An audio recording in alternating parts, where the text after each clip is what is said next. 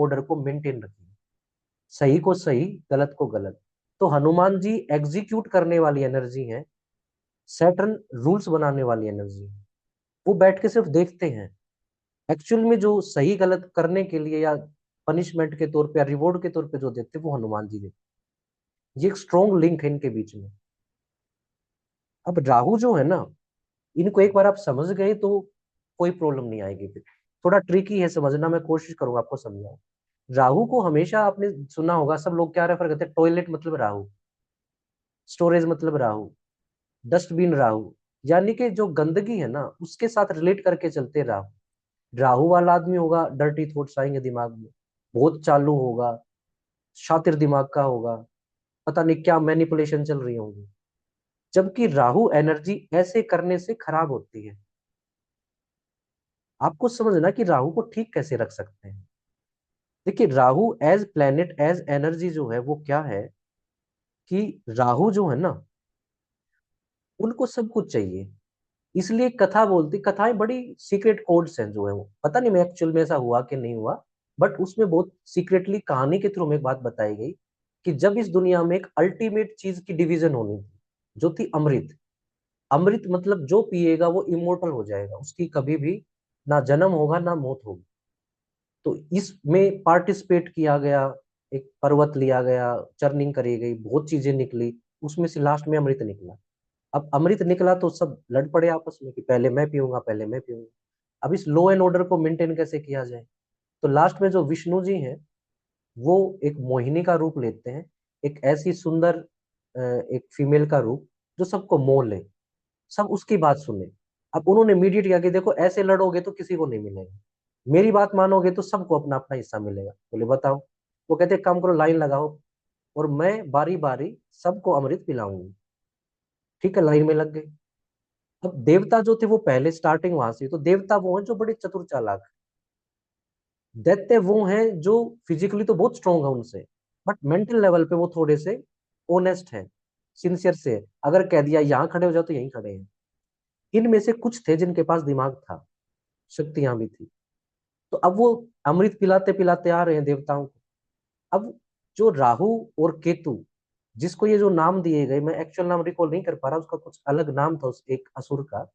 उसने ये ऑब्जर्व किया, उसके पास माइंड था, उसने ऑब्जर्व किया कि ये हमारे साथ कुछ ना कुछ चीटिंग हो रही है। क्योंकि जिस एंगल से इस बर्तन को हम झुकते देख रहा हूं ना, जब तक ये हमारे तक आएगा ये तो बिल्कुल एम्प्टी, खाली हो चुका होगा, अमृत बचेगा ही नहीं। अगर हम सिंसियर बन के चुप बैठ के ऐसे ही खड़े रहे तो हम तो ऐसे ही रह जाएंगे। तो उसने क्या किया, उसने लाइन ब्रेक करी किसी तरीके से, रूप चेंज किया अपना, और धीरे धीरे करता करता देवताओं के बीच में जाके खड़ा हो गया। अब वो अमृत पिलाते आ रहे हैं, सब उनकी तरफ देख रहे, उनकी बातें मान रहे हैं। जैसे ही अमृत की बूंद गिरती है हाथों पर, और वो पीते हैं उस घूंट को, इतने में इंस्टेंट मोमेंट में ये रियलाइज हो गया सबको कि ये तो देवता ने। क्या किया जाए, उसी टाइम पे उनके गर्दन काट दी गई। तो उनके इतने हिस्से में तो अमृत गया है, बाकी बॉडी में नहीं गया है। इसलिए जो राहु है वो बहुत स्ट्रोंग हो गई। असुर नेचर, नेचर तो असुर का है उनका, इसलिए वो एक बंदर के बच्चे की तरह शरारती तो है, लेकिन उनके पास एनर्जी बहुत आ गई, मेंटल पावर बहुत आ गई। अब क्या, ये असुर थे तो सबने कोसा उनको कि तुम्हारी वजह से अब किसी को अमृत नहीं मिलेगा। सजा यही दी गई कि तुमने चीटिंग करी ना। हालांकि चीटिंग कहानी में देवता करना चाहते थे, लेकिन सारा ब्लेम किस पे डाल दिया कि तुम में से एक ने चीटिंग करी, अब किसी को नहीं मिलेगा, अब सिर्फ देवताओं के पास अमृत रहेगा। तो जो नीचे का हिस्सा रहा वो केतु बने। तो केतु ने फिर गुरु के पैर पकड़े कि मेरी क्या गलती थी, अब मैं कहाँ जाऊं, मुझे तो कुछ दिखता भी नहीं, मेरे पास तो माइंड भी नहीं है, आंखें भी नहीं, मैं क्या करूं। तो वो जुपिटर की शरण में है कि मैं तुम्हें फिर इंट्यूशन का एट्रीब्यूट देता हूँ। दिमाग नहीं है लेकिन दिल है तुम्हारे पास में, तुम दिल से ही सोचोगे और इंट्यूटिव लेवल पे काम करो, उससे ज्यादा देखोगे जिसके पास नजरें भी हैं। इसलिए जिसका बहुत स्ट्रोंग केतु है वो इंट्यूशन पावर बहुत स्ट्रोंग होगी, वो भी देख लेगा जो हमारी आईज के विजन से बियॉन्ड है। सो राहु को हमेशा दिखाया गया कि ये असुर है, बुरे हैं, गंदगी के साथ जोड़ा गया है। अब राहु को जो अमृत चाहिए था ना, तो राहु को सब चाहिए। मेटेरियलिज्म की जो पीक है वो राहु है, उनको सब चाहिए, उनको बड़ी से बड़ी अच्छी गाड़ी चाहिए, अच्छा मकान, सब कुछ अच्छा चाहिए। और राहु खराब कब होते हैं, जब जब इनके पास गंदगी लेके आते हैं लोग। ये बिल्कुल ऐसा है जैसे कोई बुरा इंसान और उसको कोई कहे कि तुम बुरे हो, तो उसको बुरा लगेगा। अगर आप बुरे को ये कहना शुरू करो ना कि बहुत अच्छा है, बहुत अच्छा है, हो सकता है वो कुछ टाइम में सच में ही अच्छा बन जाए। इस तरीके से जब आप इस एनर्जी से डील करेंगे ना, ये आपके लिए बहुत अच्छा काम करेगी। जैसे सबसे पहले राहु की जो कट्टर दुश्मनी है ना, वो सूर्य से है, क्योंकि राहु शेडो है, सूर्य रोशनी है। तो अगर कोई जिसके ऊपर राहु की एनर्जी स्ट्रोंग है, जैसे मान लीजिए लगन में राहु है, या जिसका राहु प्लेनेट उसका बेस्ट फ्रेंड में काउंट होता है या फ्रेंड में काउंट होता है, जो अच्छा देने के लिए आया है, और वो राहु के साथ क्या करे कि वो सूर्य उदय के बाद तक सोता रहे लेजी होके, वो अपना राहु खराब कर रहा है। क्योंकि राहु को चाहिए कि मैं सूर्य से पहले खड़ा हो जाऊं, दुश्मनी है ना, तो उससे एक कदम आगे बढ़ूं मैं। इसलिए जिनका भी लगन में राहु है, या जिन पे राहु का अच्छा असर दिखता है, जो काउंट करते कि हाँ मेरे अंदर राहु की पर्सनैलिटी है, वो कभी भी लेट तक ना सोए, सूर्य के उगने से पहले खड़े हो जाए तो आपका राहु बहुत अच्छा रहेगा। ये पहला उपाय है। दूसरा है कि राहु ना रात को बहुत स्ट्रोंग होता है, शेडो प्लैनेट तो नाइट में अंधेरे में बहुत स्ट्रोंग हो जाता है वो। इसलिए रात को जितना लेट आप खाना खाएंगे ना, उतना आप राहु को बहुत स्ट्रोंग कर लेंगे, और ये जितना ज्यादा स्ट्रोंग होगा उतना परेशान करेगा, इसका नेचर है थोड़ा सा शरारती तरीके से काम करना। तो आपको ना तो राहु को खराब करना, यानी कि ड्रेन भी नहीं करना है, नाराज भी नहीं करना, लेकिन बहुत ज्यादा इंक्रीज भी नहीं करना अपने अंदर, उसको बैलेंस पे रखना है कि वो आपको परेशान भी ना करे। तो आप रात का खाना रात होने से पहले अगर खा लेंगे, तो राहु बड़ा खुश होगा, बड़ा परेशान होगा, कोई नेगेटिविटी नहीं होगा। चलिए नेक्स्ट जो वो क्या है कि आपके घर के जो टॉयलेट्स हैं वो बोले जाते हैं कि वो राहु है। आप टॉयलेट को इतना साफ सुथरा रखिए, गंदगी उसमें जीरो लेवल की हो, राहु कभी प्रॉब्लम नहीं देंगे। जिसका टॉयलेट जितना गंदा होगा, राहु उतना खराब होता चले जाएगा। जबकि मानते क्या कि राहु गंदगी तो है, ठीक है रखो स्टोरेज यहाँ पे, रखो डस्टबिन यहाँ पे, नहीं रखना उसको, उसको साफ सफाई चाहिए। इसलिए टॉयलेट का दरवाजा हमेशा बंद रखो, साफ सुथरा रखो, टॉयलेट को क्लीन रखो उसको। नेक्स्ट है कि राहु को किसी की भी अच्छी चीज कॉपी करना बड़ा अच्छा लगता है, किसी के पास कुछ अच्छा है इसको भी चाहिए वही चीज सेम। इसलिए जो मंगल देवता है ना, उनकी जो एनर्जी है उसको कॉपी करना चाहते हैं मार्स की, क्योंकि मार्स के पास सबसे ज्यादा एनर्जी, तो इनको है कि मुझे मार्स की एनर्जी मिल जाए। इसलिए मार्स और राहु की नहीं पटती आपस में। अगर घर का देखे तो रसोई घर जो है ना वो मंगल के अंदर है, उनका पूरा अधिकार होता है मंगल का रसोई में, क्योंकि वहां पे चूल्हा चलता है, गैस का बर्नर चलता है। अगर आप रसोई में जिसका सिर्फ जिसको जो राहु से गवर्न होता है, जिसको राहु से परेशान नहीं है, मैं सिर्फ उनको हाईलाइट करके बात कर रहा हूं, अगर वो जमीन पर बैठ के किचन के अंदर खाना खाते हैं, उनका राहु कभी उनको प्रॉब्लम नहीं है, क्योंकि वो पहुंच गया किचन में। जमीन भी मंगल है, मार्स लैंड को रिप्रेजेंट करते हैं, और वहां बैठ के अगर खाना खाता तो वो खुश हो गया कि इस इंसान ने मुझे मार्स की जगह पे पहुंचा दिया।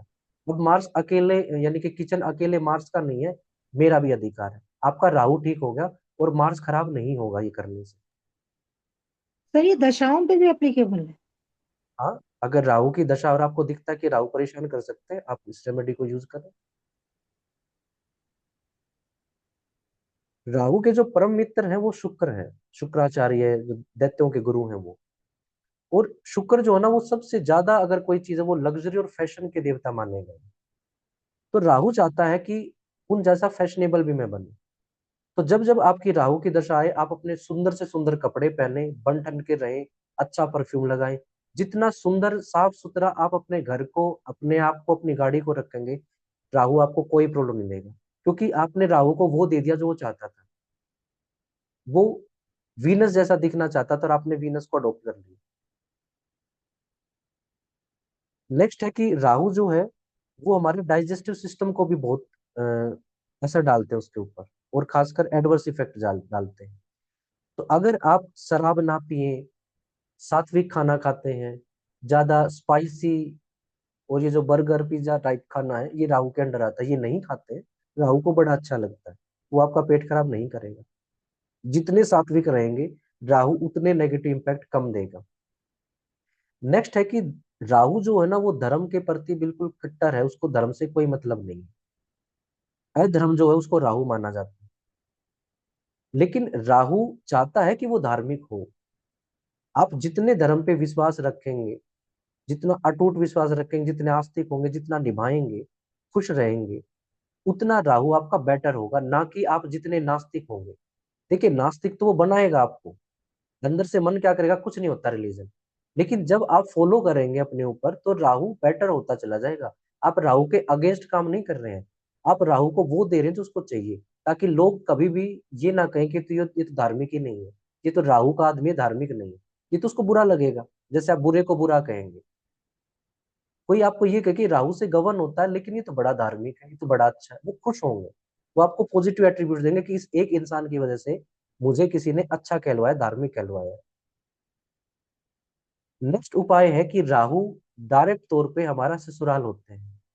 जो भी इनलॉज की फैमिली है वो राहु डायरेक्ट रूल करते हैं उस फैमिली, या उस फैमिली को रिप्रेजेंट करते हैं। तो अगर किसी के इनलॉज से रिलेशन खराब है, उसका राहु 100% खराब है, या कह लीजिए राहु खराब है इसलिए रिलेशन खराब है। अगर अच्छा करना है तो वही कीजिए जो राहु ने किया। राहु ने रिलेशन खराब किए, आप रिलेशंस को सुधार लीजिए। जिसके जितने अच्छे रिलेशंस उसके इन से, ससुराल से है, ससुराल पक्ष जितना उसके लिए दुआएं देता, जितना अच्छा है, उतना उसका राहु बेटर है। घर में जितने भी पुराने इलेक्ट्रॉनिक्स आइटम्स, मोबाइल खराब हो रखे हो, मोबाइल के चार्जर पड़े हो, ईयरफोन्स हैं, लीड्स पड़ी हैं, बंद घड़ियां हैं, ये सब राहु को अच्छी नहीं लगती, जबकि कहा जाता है कि राहु का सम्मान है। बट जितना आप इनको दूर करेंगे, घर में नहीं होंगे, उतना राहु बेटर होगा। इसलिए घर में बंद पड़ी घड़ियां, खराब चीजें, गंदगी, क्लटर मत रखिए, साफ रखिए। राहु की एनर्जी आपको बहुत पॉजिटिव तौर पे काम करेगी। कई बार आपने सुना होगा यूट्यूब पे भी कि आपका जो टैप है वो टपकना नहीं चाहिए, बुरा होता है, घर से पैसा चला जाता है। जो टपकना है, जो टपकता है वो पानी है, वो मून है। और जो नल है आपका, या दीवारों में जो सीलन है, जिसको सीपेज बोलते हैं, वो राहु है। अगर ये होगी तो राहु वहां पे ठहर जाएगा और परेशानी देनी स्टार्ट कर देगा। तो घर में कोशिश करें कि कम से कम सीपेज हो।